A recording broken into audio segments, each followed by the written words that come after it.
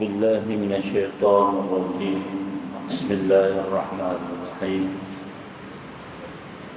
السلام عليكم ورحمة الله تعالى وبركاته.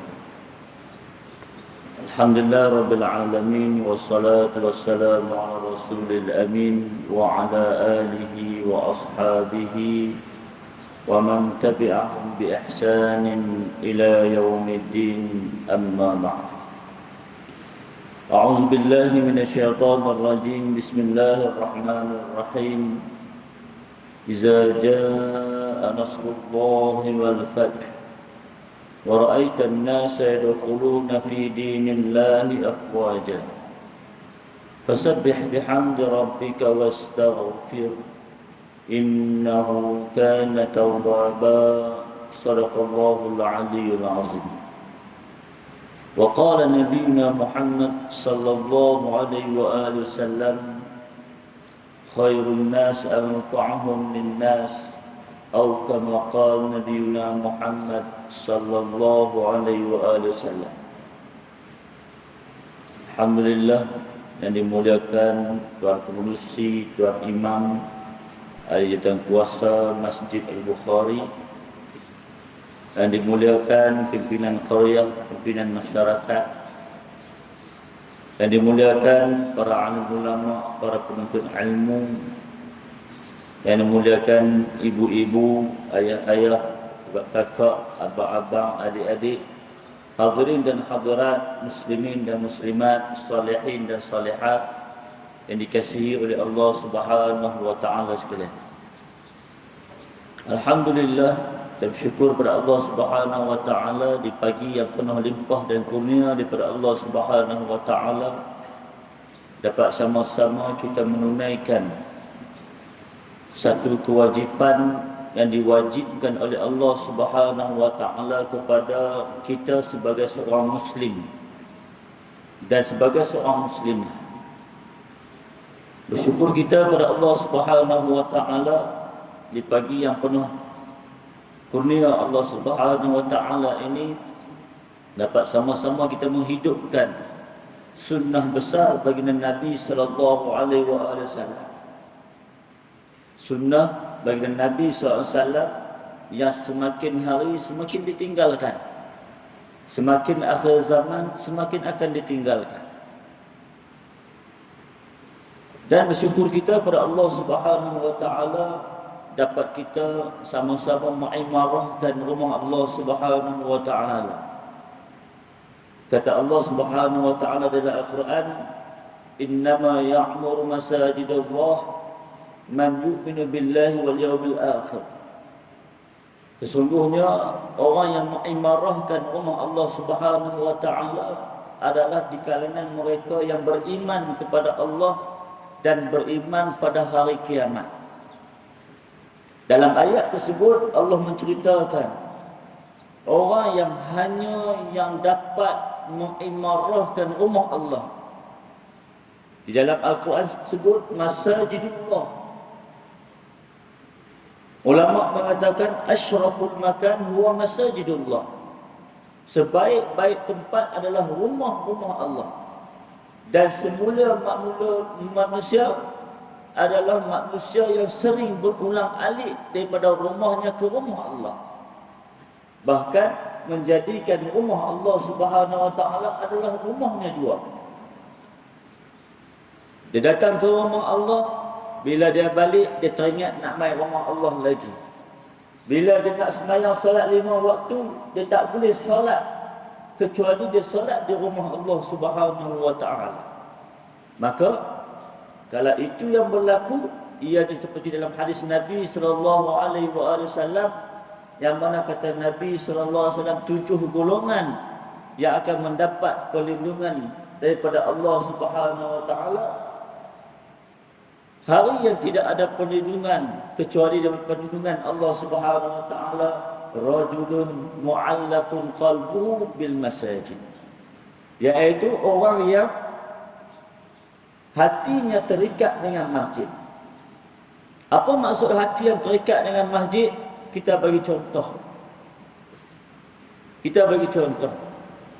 Orang yang hatinya terikat dengan masjid bila azan dilaungkan pada mana-mana waktu di dalam 5 waktu sembahyang.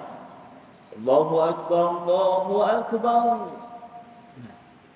Dia tidak akan membiarkan azan itu berlalu dengan begitu saja, kecuali dia membuat persiapan untuk datang ke masjid. Ini orang yang hati dia terikat dengan masjid. Bagi Nabi SAW ketika mana diriwayatkan oleh Sayyidah Aisyah radhiyallahu anha, ketika mana kami duduk dalam rumah bersembang, berborak, bermesra, berketawa dengan Nabi SAW. Kemudian azan dilakukan, Allahu Akbar, Allahu Akbar. Nabi SAW ketika tersebut berhenti ketawa, berhenti sembang, berhenti borak, berhenti bermesra, terus bersiap sedia untuk pergi ke masjid.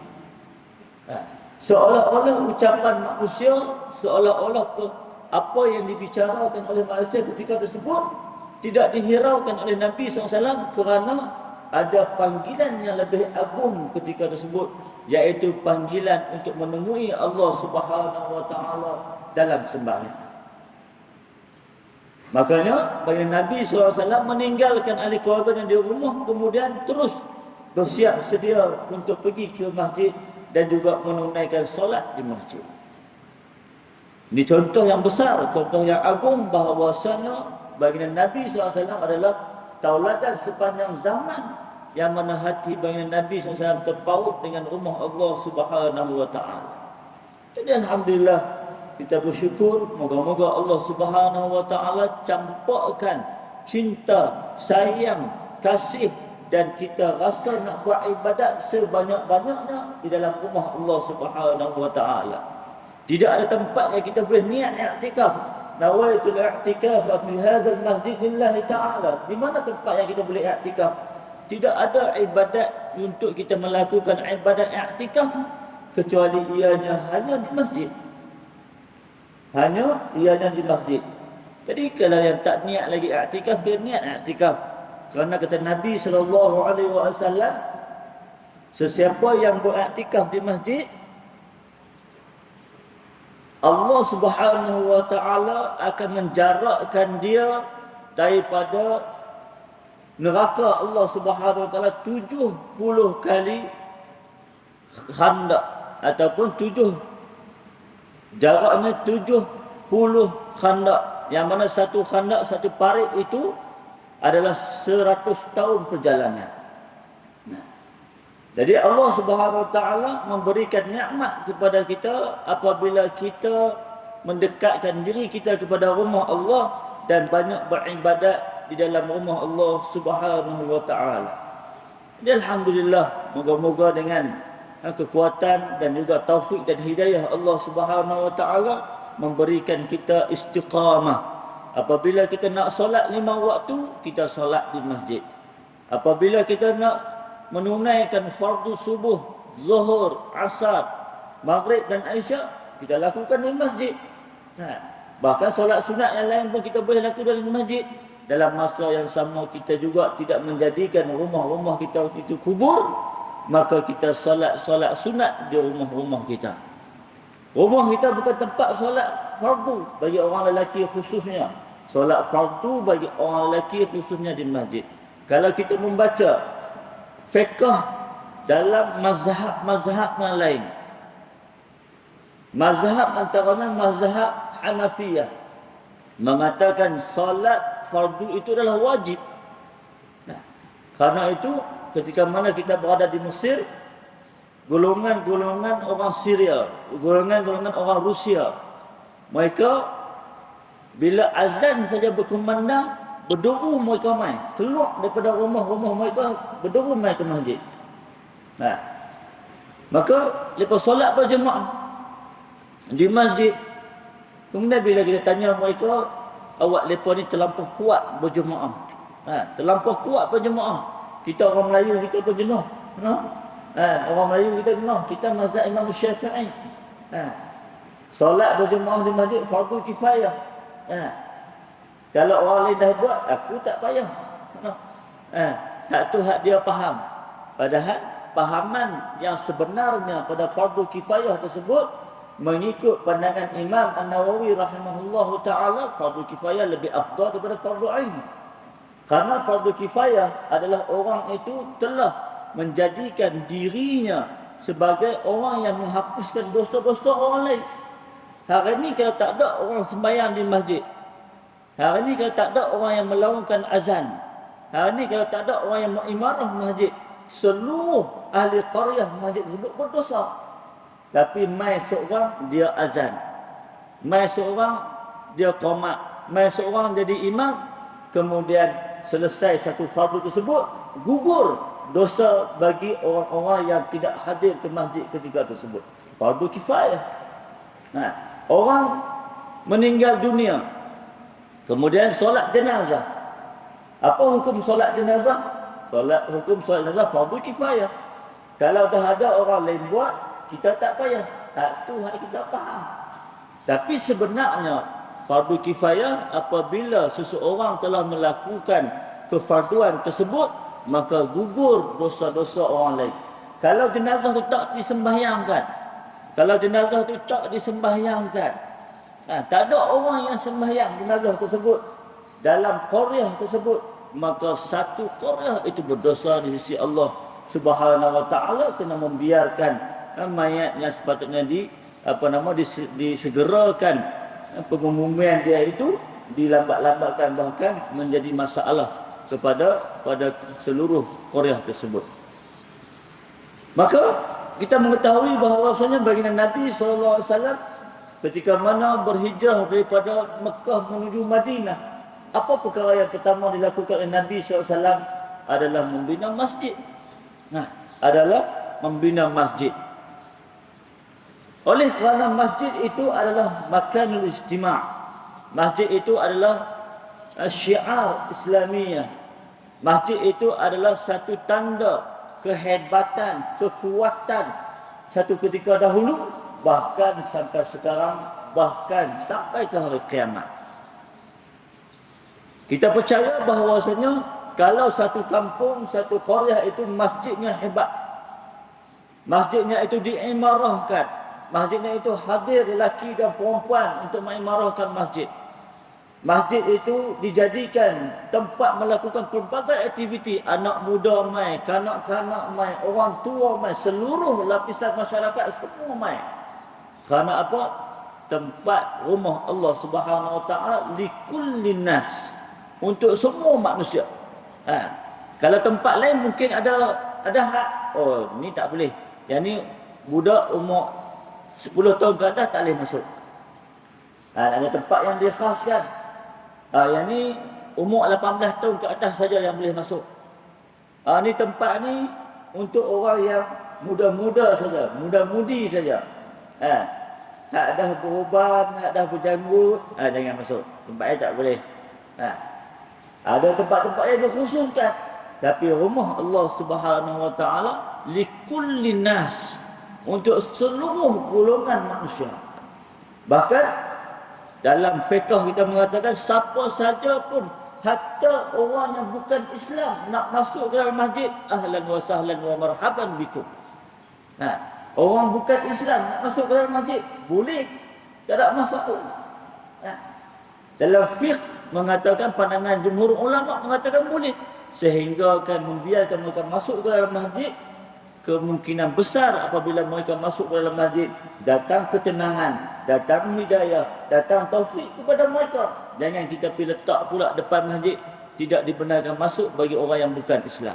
Tak boleh. Di Masjid Al-Azhar Al-Sharif di Mesir, terbuka, siapa saja nak main, ahlan wa sahlan, masuk. Bahkan ada pula lembaran-lembaran, risalah-risalah yang cerita tentang Islam. Mereka masuk ke masjid, mereka tengok suasana masjid, kemudian mereka ambil kertas, ada yang bahasa Arab, ada yang bahasa Inggeris, ada yang bahasa Parsi, ada yang bahasa Perancis, menceritakan tentang kebaikan Islam, keindahan Islam, apa itu Islam. Maka mereka ambil, mereka baca, mereka bawa balik rumah mereka, boleh jadi itu satu sumber hidayah daripada Allah Subhanahu wa taala. Jadi rumah Allah Subhanahu wa taala ini untuk semua. Siapa yang melakukan apa sahaja di rumah Allah diberikan pahala yang hebat daripada Allah Subhanahu Wa Taala. Dikisahkan oleh para sahabat baginda Nabi SAW di zaman baginda Nabi SAW di Masjid Nabawi. Ada seorang tua yang mana orang tua ni kerja dia mengutik sampah. Kerja dia mengutik sampah. Ada sampah dia buang, ada sampah dia buang. Dia akan keliling Masjid Nabawi. Ada saja sampah kotoran dia akan buang. Maka Nabi SAW pada satu hari, Nabi tak nampak orang tua tersebut. Orang tua tu perempuan. Orang tua perempuan. Maka satu hari Nabi tanya kepada sahabat, wahai sahabat, di manakah orang tua perempuan tersebut yang selalu berkhidmat kepada masjid? Maka sahabat kata, ya Rasulullah, orang tua tu dah meninggal dunia. Dah meninggal dunia semalam. Dari kebumikan pun. Maka Nabi kata, pasal apa tak beritahu kat aku? Pasal apa tak habaq kepada Nabi SAW kematian orang tua yang berkhidmat ke masjid kepada Nabi? Sahabat kata, dia hanya seorang wanita tua. Seolah-olah macam tak bawa kepada Nabi SAW. Nabi ketua negara, Nabi presiden Islam ketika tersebut. Takkanlah seorang wanita tua yang mati nak bawa pada Nabi, nak beritahu pada Nabi, nampak benda tu remeh, nampak benda tu kecil. Tapi Nabi SAW mengatakan, ketahuilah wahai sahabat, orang tua perempuan itu adalah ahli syurga Allah Subhanahu Wa Taala. Kerana apa? Kerana tugasnya membersihkan rumah Allah. Kerana tugasnya mentakzimkan, memuliakan, mengagungkan rumah Allah Subhanahu Wa Taala dengan kadar kemampuan yang dia ada. Maka Allah Taala angkat jasad dia, Allah Taala angkat ruh dia, sehingga akan dimasukkan dia ke dalam syurga Allah Subhanahu Wa Taala. Makanya orang yang terlibat dengan rumah Allah Subhanahu Wa Taala ini semuanya orang yang mulia. Orang yang mengimarahkan rumah Allah Ta'ala ni adalah orang yang mulia. Sebab tu dalam Al-Quran Allah Ta'ala kata, sesungguhnya orang yang mengimarahkan rumah Allah Ta'ala itu adalah orang yang mana mereka itu beriman dengan Allah dan beriman dengan hari akhirat. Dengan maksud orang yang beriman dengan Allah, dia beriman dengan hari akhirat, dia faham bahawasanya hari akhirat itu memerlukan kepada bekalan yang sangat banyak. Hari akhirat itu memerlukan amalan yang sangat banyak. Kalau kita baca dalam kitab Ayyuhal Walad yang dikarang oleh Imam Al-Ghazali rahimahullahu ta'ala, ada seorang ulama yang sangat hebat dinakalkan oleh Imam Al-Ghazali dalam tersebut. Yang mengatakan faedah dunia ini ketika mana dia melihat teman yang paling akrab, yang paling baik adalah seseorang yang mana akan ikut dia sampai dia ke dalam liang kubur. Dia mencari siapakah teman sejati tersebut. Siapakah teman sejati yang boleh teman dia sampai ke dalam kubur. Maka dia tidak dapati. Kalau kita sayang kepada manusia, manusia akan meninggalkan kita. Ataupun kita akan meninggalkan manusia. Kalau kita sayang kepada harta benda, kita akan meninggalkan harta benda. Kalau kita sayang kepada dunia, kita akan meninggalkan dunia. Maka siapakah nak jadikan teman? Maka kita jadikan teman kita itu adalah amalan yang soleh. Amalan yang soleh akan menjadi teman kepada kita sampailah kita masuk ke dalam liang kubur, sampailah kita dibangunkan di padang mahsyar, sampailah kita dihisab di hadapan Allah Subhanahu Wa Taala, sampailah kita dimasukkan ke dalam syurga Allah Subhanahu Wa Taala. Ini amalan soleh yang akan menemani kita di mana saja kita berada. Maka saat ketika tersebut Al-Imam Hatim Al-Asamni dia mengatakan, ketika tersebut aku menjadikan amalan soleh itu adalah amalan ada teman sejati aku yang akan sentiasa mengiringi dan juga menemani aku sehinggalah ke hari akhirat kelak. Maka orang yang beriman dengan Allah dan beriman dengan hari akhirat, dia akan melakukan amalan soleh yang sebanyak-banyaknya. Dan di antara tempat yang dekat yang boleh kita lakukan amalan soleh yang sebanyak-banyaknya di rumah Allah Subhanahu Wa Taala. Bahkan orang yang susun kasut di pinggiran masjid pun dikira pahala yang besar. Orang yang buang sampah yang secepis kecil, dibuang sampah di kawasan masjid, itu adalah ganjaran yang besar daripada Allah Subhanahu wa taala.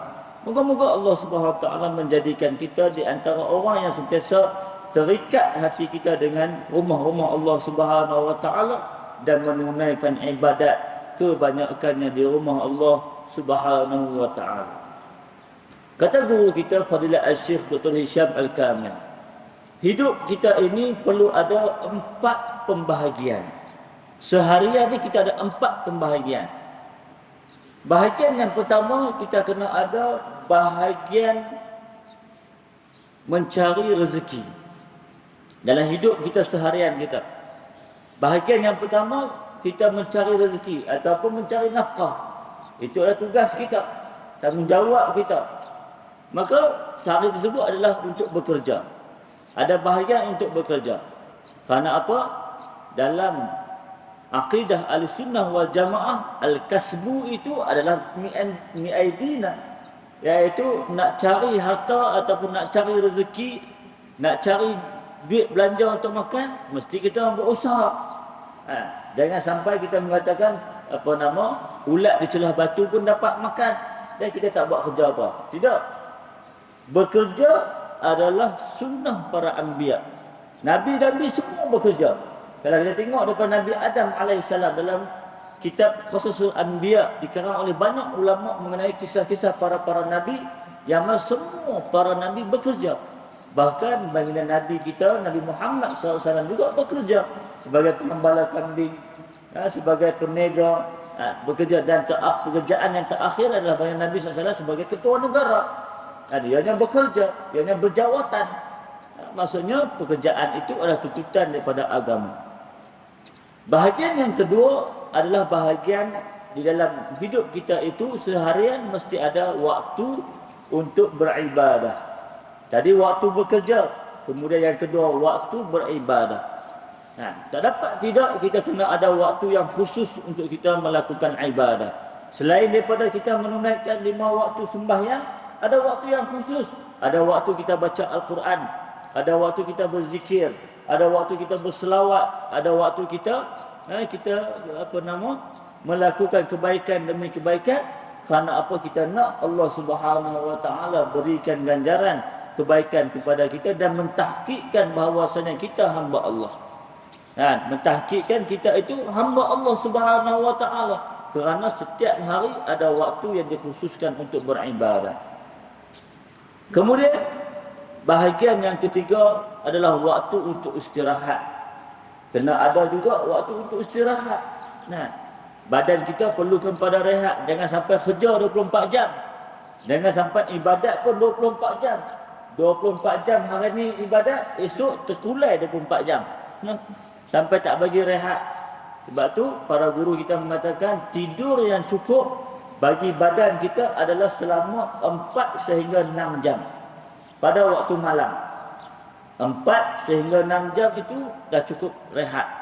Kemudian ditambah sedikit tidur pada waktu qailulah, iaitu waktu sebelum zuhur. Maka itu telah memadai untuk badan kita istirahat yang cukup. Kemudian perkara yang keempat yang kena ada dalam kehidupan kita seharian adalah mencari ilmu, menuntut ilmu. Mesti kena ada dalam kehidupan kita seharian. Mesti cari ilmu, mesti menuntut ilmu, mesti dengar ilmu.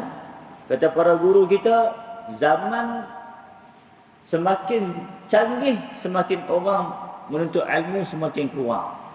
Kalau kita tengok zaman-zaman dahulu, imam-imam dahulu susah mereka nak cari ilmu. Imam Syafi'i nak mendapatkan satu-satu hadis akan berhijrah ke satu negara, ke satu tempat.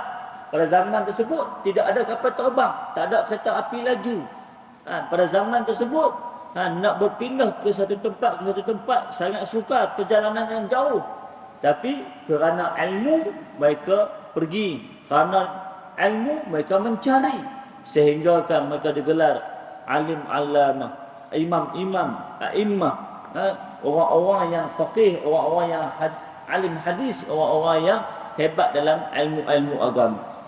Maka bila mai zaman yang keterbelakang ini, walaupun cara untuk mendapatkan ilmu mudah, kita nak pergi Kuala Lumpur sejam setengah ya. Kita nak pergi Kuala Lumpur pagi ni, kita sembahyang subuh di Masjid Bukhari, tengah hari lagi kita sembahyang subuh di Masjid Putrajaya. Ya. Asar kita sembahyang di masjid mana? Di Masjid Kota Kinabalu. Ya. Maghrib kita sembahyang di mana? Kita sembahyang di Masjid Johor. Isyak sembahyang di dalam Singapura. Ya.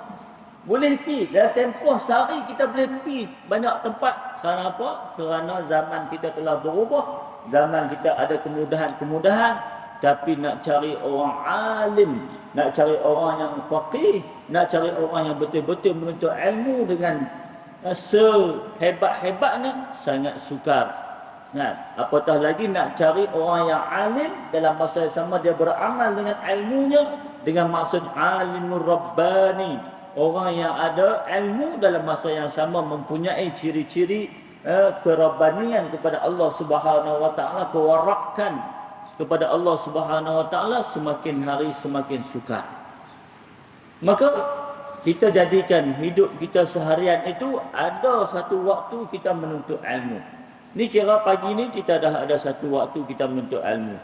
Maghrib sekali kita duduk lagi dengar kuliah dan juga pengajian, kita dah ada dua. Kira hebat kalau kita boleh istiqamah sehinggalah Allah Subhanahu wa taala memanggil kita dalam keadaan tiap-tiap hari kita menuntut ilmu. Sebab tu ada ulama mengatakan orang yang menuntut ilmu ini sekiranya dia mati di jalan menuntut ilmu, matinya adalah mati syahid. Kata Nabi SAW. Maka ulama membahaskan sebaik-baik dan semulia-mulia manusia orang yang meniatkan dirinya itu adalah penuntut ilmu sehingga ia mati. Kata Nabi SAW, "Utlubul ilma minal mahdi ila lahdi." Tuntutlah ilmu daripada buaya sehingga liang lahat. Dan ulama mengatakan al-ilmu la nihayatalah. Ilmu tidak ada pengakhiran. Maka kita menuntut ilmu sampai kita mati. Sehingga kan kita menjadikan diri kita itu adalah penuntut ilmu dalam kehidupan kita. Sepanjang kita hidup ini adalah kita penuntut ilmu. Dan apabila kita mati saat mana kita dalam menuntut ilmu, moga-moga Allah Ta'ala mengangkat kita sebagai seorang yang mati syahid, iaitu mati syahid yang mana dikurniakan oleh Allah Subhanahu wa taala kepada golongan-golongan yang berusaha meningkatkan dirinya dengan ilmu-ilmu Allah Subhanahu wa taala. Hadirin hadirat yang dikasihi oleh Allah Subhanahu wa taala sekalian, kita mengetahui nikmat Allah Subhanahu wa taala sangatlah banyak. Allah Subhanahu wa taala sebut dalam Al-Quran, wa in ta'uddu ni'matallahi fala tuhsuha. Dan sekiranya kita ingin mengira banyak mana nikmat Allah Subhanahu wa taala, tidak terkira. Tidak terkira. Nikmat Allah yang diberikan kepada kita tidak terkira. Maka kata Allah Subhanahu wa taala dalam Al-Quran, wa ma bikum min ni'matin fa minallah. Dan apa sahaja yang ada pada diri kamu sekalian, semuanya nikmat itu daripada Allah Subhanahu wa taala. Harta kita, wang ringgit kita, kereta kita, rumah kita, anak-anak kita, isteri kita, pakaian kita, diri kita, semuanya pinjaman dan juga nikmat daripada Allah Subhanahu wa taala. Apa yang kita kena buat dengan nikmat-nikmat ini? Apa yang kita kena buat? Satu sifat yang perlu ada kepada kita sebagai seorang Muslim dan juga Muslimah adalah bersyukur.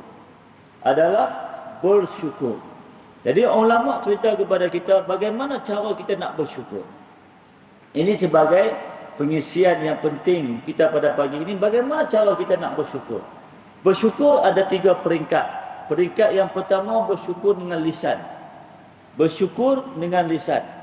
Dengan kita banyak mengucapkan kalimah Alhamdulillah.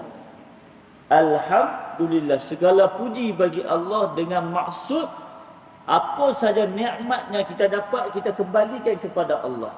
Kita serahkan balik kepada Allah. Kita terima kasih kepada Allah Subhanahu wa taala. Hari ini kita bangkit tidur. Daripada pagi hari ini kita diberikan rezeki oleh Allah, nikmat oleh Allah. dapat lagi kita bernyawa di atas muka bumi Allah. Maka kita bangun daripada tidur, kita bersyukur. Apa yang doa yang warid untuk kita bacakan? Alhamdulillahillazi ahyana ba'dama amatana wa ilaihi nusyur. Kan? Kita berdoa kepada Allah. Iaitu segala puji bagi Allah selepas mana mematikan kami dan menghidupkan kami kembali. Maksudnya tidur kita tersebut adalah kematian. Apa maksud mati? Apa maksud al-maut? Al-maut itu maksudnya adalah kharajar ruh minal jasad. Keluarnya ruh daripada jasad. Waktu kita tidur, ruh keluar daripada jasad. Kemudian bila kita jaga, ruh kembali masuk dalam jasad kita, maka ketika tersebut kita kembali bernyawa. Dengan maksud dia apa? Tidur itu adalah mautus sughra, kematian yang kecil. Kematian yang kecil. Dan boleh jadi kematian yang kecil ini akan menjadi kematian yang besar. Ataupun mautul kubra. Apa maksud mautul kubra? Kematian yang besar maksudnya adalah kharaja ruh minal jasad walam ya'ud. Keluarnya ruh daripada jasad, kemudian tak patah balik dah. Kemudian tak patah balik dah. Jasad apa nama ruh keluar terus. Pagi kita bangun pagi, biasanya kita boleh bangun.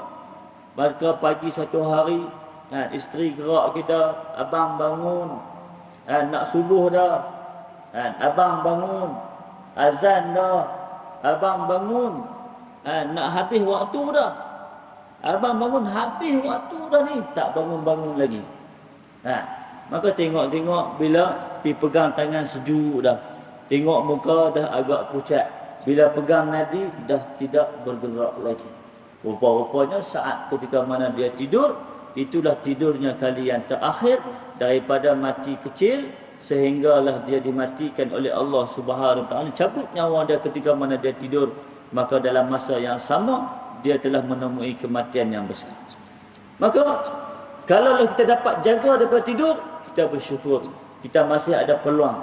Kata ulama, peluang kita jaga daripada tidur itu ada beberapa peluang. Peluang yang pertama adalah peluang kita nak bertaubat kepada Allah. Jaga daripada tidur. Alhamdulillahillazi ahyana ba'dama amatana wa ilaihi nusyur. Dan peluang kita nak bertaubat kepada Allah. Peluang kita nak meminta ampun daripada Allah Subhanahu Wa Taala terhadap dosa-dosa yang pernah kita lakukan. Peluang yang kedua adalah peluang untuk kita nak membaiki hubungan sesama manusia. Kerana apa? Membaiki hubungan sama manusia itu satu tuntutan. Ulama sebut kita kena jaga dua perkara, hablum minallah wa hablum minan nas. Kena jaga pertalian hubungan kita dengan Allah, dalam masa yang sama jaga pertalian hubungan kita dengan manusia. Kerana apa? Kerana manusia itu dia akan tuntut sebarang perkara pun yang kalau kita menzaliminya pada hari akhirat kelak. Kalau kita menzalimi manusia, jaga-jaga ketika tersebut Allah Subhanahu Wa Taala tidak akan membiarkan kita begitu saja. Bahkan kita di dalam mahkamah Allah Subhanahu Wa Taala tidak ada orang yang zalim yang akan terlepas. Setiap orang yang zalim di atas muka bumi Allah Taala ini akan dihukumkan di dalam mahkamah Allah. Walaupun di mahkamah dunia dia terlepas. Di mahkamah dunia dia terlepas. Dia bebas. Tapi apabila datang dalam mahkamah Allah Subhanahu Wa Taala, tidak ada orang yang zalim, orang yang melakukan kejahatan yang dilepaskan oleh Allah Subhanahu Wa Taala, kerana semua amal baik dan buruk itu dicatat oleh para malaikat dan akan dihukumkan dengan hukuman yang setimpal pada ketika tersebut. Maka kita jaga daripada tidur, maka kita bersyukur pada Allah, kemudian kita memperbaikkan hubungan sesama manusia. Kemudian peluang yang ketiga adalah peluang kita melakukan ibadat yang sebanyak-banyaknya. Jaga, bangun daripada tidur, alhamdulillah ada lagi peluang untuk kita nak beribadat kepada Allah, melakukan amalan yang soleh yang sebanyak-banyaknya. Kerana apa? Itulah bekalan yang akan kita bawa balik ke negeri akhirat. Itulah bekalan yang akan kita menemui Allah Subhanahu Wa Taala. Itulah bekalan yang akan menjadikan kita orang yang beruntung di hari akhirat kelak. Maka baginda Nabi SAW tidak pernah meninggalkan umatnya dalam keadaan kerugian walaupun satu saat. Tidak pernah. Nabi mengajarkan kita untuk melakukan ibadat daripada kita bangun tidur sampai kita tidur balik. Nabi mengajarkan kita daripada kita bangun tidur sampai kita tidur balik. Semuanya ibadah. Bahkan kita baca dalam Al-Quran, sesungguhnya kata Allah Subhanahu wa taala, wa ma khalaqtul jinna wal ins illa liya'budun. Sesungguhnya aku tidak ciptakan manusia dan juga jin dan juga manusia kecuali untuk beribadat kepadaku, iaitu menjadikan seluruh kehidupan kita itu beribadat kepada Allah. Moga-moga Allah Subhanahu wa taala mengurniakan kekuatan untuk melakukan ibadat kepada Allah sebanyak-banyaknya kepada kita semua. Jadikan seluruh kehidupan kita itu adalah beribadah. Jadikan seluruh kehidupan kita itu memperbaiki hubungan sesama manusia. Jadikan seluruh kehidupan kita itu adalah kehidupan yang diredai oleh Allah Subhanahu wa taala. Moga-moga Allah Subhanahu wa taala menjadikan kita orang yang sentiasa istiqamah apabila melakukan satu-satu ibadah, istiqamah. Apabila kita melakukan satu-satu ibadah, kita berterusan.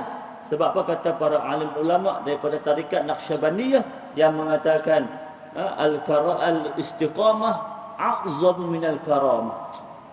Dan juga ada ungkapan yang mengatakan al-istiqamah akbaru minal alfi khairun min alfi karamah. Iaitu istiqamah itu lebih besar, lebih agung daripada keramat, dan istiqamah itu lebih baik 1000 kali ganda daripada 1000 karamat. Kalau ada satu istiqamah telah menunjukkan bahawasanya kalau tak ada karamat pun dengan istiqamah itu telah memadai. Bahkan saya pernah menanyakan kepada guru saya, apakah maksud istiqamah tersebut? Kata guru kita, istiqamah itu adalah karamah. Istiqamah itu sendiri adalah karamah. Istiqamah itu sendiri adalah karamah. Orang yang ada istiqamah itulah karamahnya. Dia boleh sembahyang 5 waktu berjemaah, dia boleh berzikir setiap hari, dia boleh baca Al-Quran setiap hari, dia boleh lakukan kebaikan setiap hari, dia melakukan banyak amalan soleh setiap hari, istiqamah. Maka itulah karamahnya. Moga-moga Allah Subhanahu wa taala mengurniakan istiqamah kepada kita dan juga karamah itu kepada kita. Moga-moga kita menjadi manusia yang diredai oleh Allah dan mengikut cara yang telah ditunjukkan oleh baginda Nabi sallallahu alaihi wasallam. Saya rasa cukup sekadar itu. Moga-moga Allah Subhanahu wa taala memberikan kekuatan kepada kita untuk meneruskan kehidupan kita yang berbaki ini dengan melakukan ibadat kepada Allah dengan sebanyak-banyaknya, insyaallah subhanahu wa ta'ala. Aqulu qawli hadza astaghfirullah li wa lakum wa lisa'il muslimin wal muslimat wal mu'minin wal mu'minat bi rahmatika ya arhamar rahimin. Allahumma faqihna fid din wa 'allimna ta'wil wahdina ila siratikal mustaqim. Allahumma ja'alna min ahli al-khair, Allahumma ja'alna min ahli al-'ilm wal 'amal, Allahumma ja'alna min taufiq wa hidayah, Allahumma ja'alna min ahli jannatika ya Allah. Ya Rahman, Ya Rahim, Ya Akramal Akramin, Ya Badi'as Samawati wal Ard, Ya Zal Jalali wal Ikram. Allahumma Rabbana atina fid dunya hasanah wa fil akhirati hasanah wa qina azaban nar. Subhana rabbika rabbil izzati amma yasifun wa salamun alal mursalin walhamdulillahi rabbil alamin. Yang baik pada Allah Subhanahu wa taala, yang kurang dalam daripada kebodohan dan kejahilan diri saya. Assalamualaikum warahmatullahi wabarakatuh.